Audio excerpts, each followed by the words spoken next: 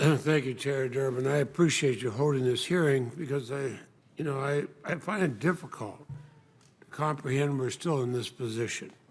We're having the same conversation we've had for years now about domestic terrorism, the racist ideologies motivating violence that are spreading across this country with little or no check against it.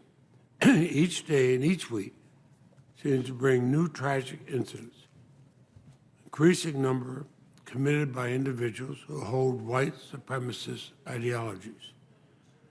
No one should be afraid of being murdered because they went to their grocery store or went to their place of worship or when they go to work, even here in the United States Capitol.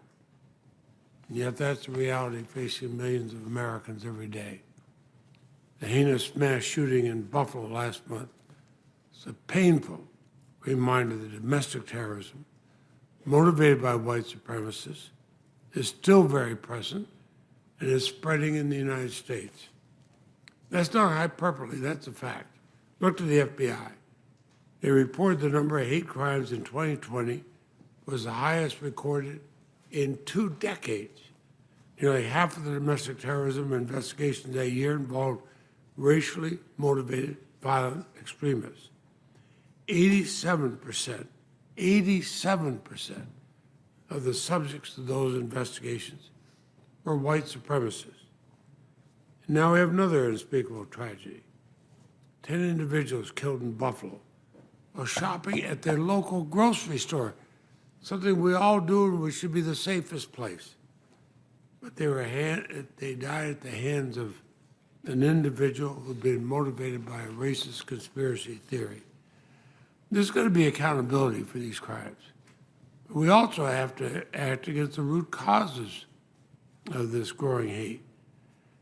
And, as the opening of the chair stated, we need not look further than certain political leaders and media pundits who fan the flames of these ideologies.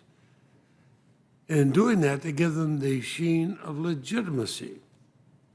We certainly cannot stand by as they're given mainstream validation.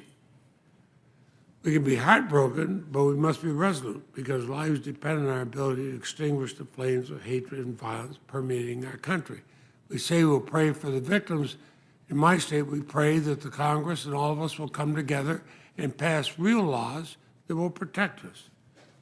We have to stand up to misinformation. We have to act together. This should be above politics. And Mr. Whitfield, I was so moved listening to your testimony and what you said about your mother, Ruth Whitfield. My heart goes out to you and everybody who lost people at the Tops Friendly Markets grocery store. I think your parents married 68 years. Yes. I think of that as I'll celebrate this summer my 60th anniversary. You said your mother was the heart and rock of your family. I know what that means. What would you like us to know about your mother, Ruth, and how your family's been impacted by that loss? Thank you, Senator.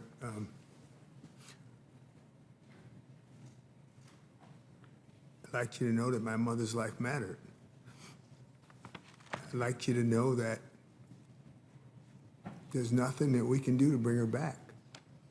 I'd like you to know that she didn't deserve to be murdered. I'd like you to know that she was, while she was yet alive, equally frustrated with the banter and the discussions that have gone on for years about white supremacy and inequities within our society. And while she was alive, she spoke vigorously against it.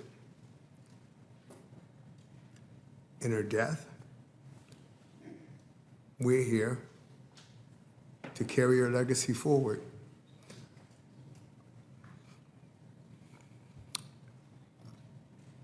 And to do what she's no longer able to do. We're here to ask the people here to do their jobs, to live up to the oaths that they took, to serve and protect the people of this country. That's what we're here for. We're not here to ask for favors. We're not here to debate this. This has been going on. You know, this didn't start with my mother's passing. This has been going on my whole life. I was born black, and I was treated differently from the day I was born in this country. And it's time we stood up and recognized that. It's not okay. And we can't keep ignoring it. Thank you, sir. I thank you, and I pray that we will do the right thing for all Americans. So in my family, for my black grandchildren and my white grandchildren, I pray we do. Thank you. Thank you, Senator Leahy. Senator Lee? Thank you, Mr. Chairman. Professor Turley, I'd like to start with you, if that's okay. You recently wrote about the cases of two attorneys, Collinford Mattis and